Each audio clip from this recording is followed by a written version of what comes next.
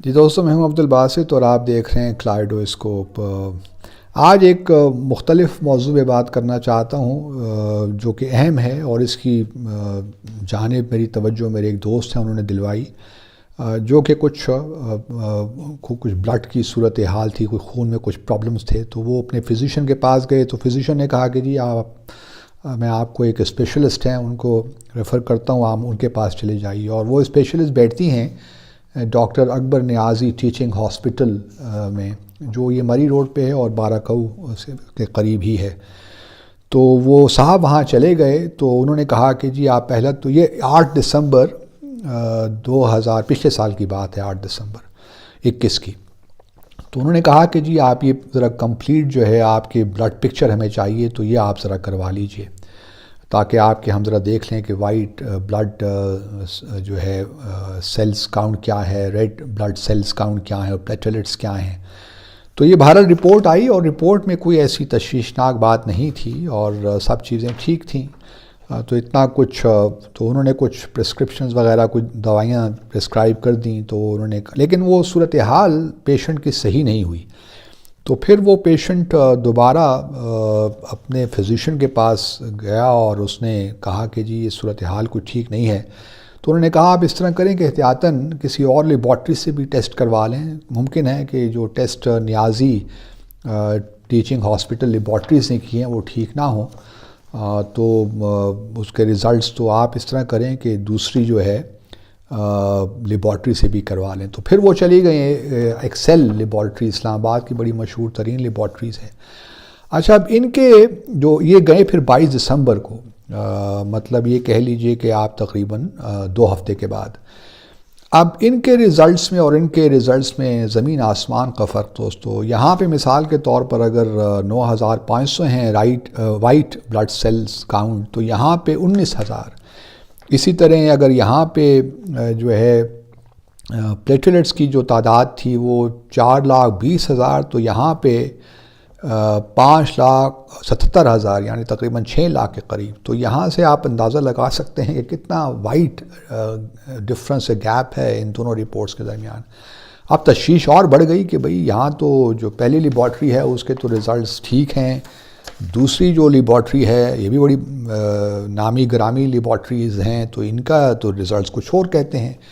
تو پھر انہوں صاحب سے رہا نہیں گیا، تو انہوں نے کہا کہ میں تیسری لیبارٹری سے جا کے بھی کروا لوں تاکہ ذرا ٹرپل چیک ہو جائے کہ کون سا رزلٹ ٹھیک ہے اور کون سا غلط ہے۔ تو پھر وہ ایک اور جو ہمارے ہاں مشہور ترین ہے IDC اسلام آباد ڈائگنوسٹک سینٹر، تو وہاں چلے گئے، اور وہاں پہ البتہ یہ ہے کہ ان کا بھی آپس میں ڈفرنس ہے مثال کے طور پر، لیکن یہ ایکسل اور IDC کے ریزلٹ کسی نہ کسی طور مطلب یہاں پہ اگر وائٹ بلڈ سیلز کاؤنٹ جو ہے IDC کا وہ تقریباً ہے 14,500، تو یہاں پہ 19,000 جس طرح میں نے کہا، تو یہاں بھی تقریباً 4,000 کا فرق ہے۔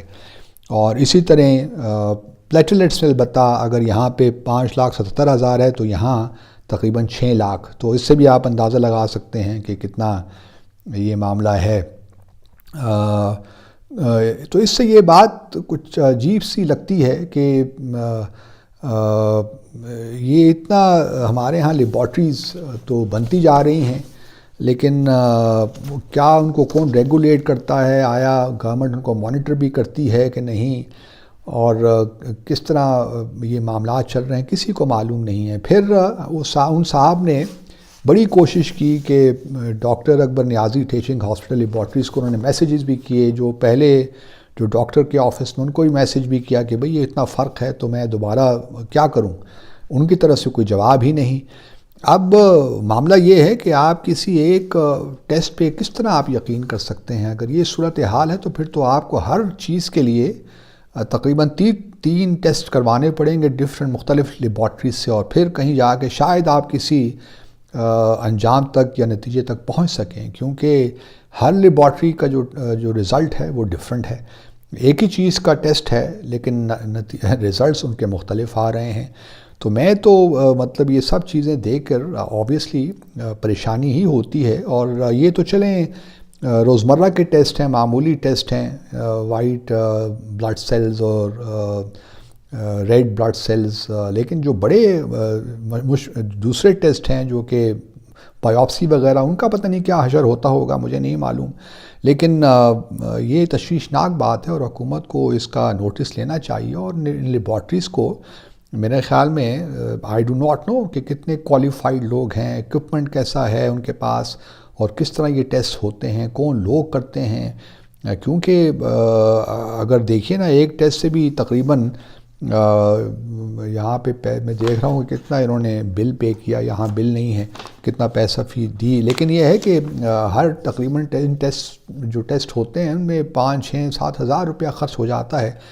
اگر آپ ایک ٹیسٹ سے مطمئن نہیں ہو سکتے تو پھر اس کا مطلب ہے کہ آپ کو 3 مختلف لیبارٹری سے ٹیسٹ کروانا پڑے گا، اور پھر دیکھنا پڑے گا کہ 2 کون سے ایسی لیبارٹریز ہیں جن کے ٹیسٹ قدرے بہتر ہیں یا مطابقت رکھتے ہیں. تو یہ تو بڑی تشویشناک صورتحال ہے. مجھے سمجھ نہیں آتا کہ میں کس طرح، اور وہ صاحب ابھی تک ان کو کلیئرٹی نہیں ہے کہ وہ کیا کریں، کیونکہ جو ایکسیل اور آئی ڈی سی کی لیبارٹریز کے بھی ٹیسٹ ہیں ان میں بھی کچھ تھوڑا بہت فرق تو ہے. اور یہ دونوں تقریباً ایک ہی دن ہوئے ہیں، نہیں یہ 24 دسمبر کو، یہ 2 دن بعد آئی ڈی سی، اور یہ 22 دسمبر کو. تو یہ 2 دن کے وقفے میں اتنا زیادہ فرق بھی ہو جانا یہ ذہن مانتا نہیں ہے. اور بہرحال یہ صورتحال ہے، اور کوئی پوچھنے والا نہیں ہے. اس سے پہلے بھی آپ کو یاد ہوگا میں نے آج شفا ہاسپٹل کے بارے میں بھی بات کی تھی، وہاں بھی یہی حالات تھے. اور یہاں بھی جو ہے کوئی پوچھنے والا نہیں ہے کہ یہ کیوں کر ایسا ہوتا ہے. تو اس پہ آپ بھی ذرا تھوڑا بہت خیال رکھیے. اور آپ کو اگر کہیں کسی ایک لیبارٹری سے ایک ٹیسٹ مل جاتا ہے تو آپ یقین کے ساتھ نہیں کہہ سکتے کہ وہ جو ریزلٹس ہیں وہ بالکل ٹھیک ہیں. تو اور میری لیبارٹری سے بھی ریکویسٹ ہے کہ خدارہ عوام کی صحت سے نہ کھیلیں. یہ کوئی عام سا معاملہ نہیں ہے. اگر آپ کے پاس صحیح اکوپمنٹ نہیں ہے، صحیح آپ نے جو مشینری ہے وہ صحیح نہیں لگائی ہوئی، تو اس پہ تھوڑی توجہ دیجیے. اور پھر جو ہے جو کوالیفائڈ لوگ ہیں وہ ہونے چاہیے وہاں پہ.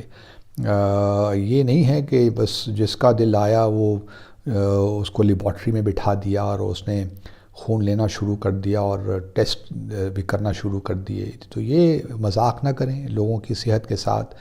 اور پھر پیسے ہی لوگ جو ہیں ہم جانتے ہیں کہ کتنی مشکلات میں ہیں. تو اگر ایک لیبارٹری سے نہیں ٹیسٹ ٹھیک ہو جائے تو پھر تو اللہ معاف کرے کہ کیا نہ جانے ہوگا.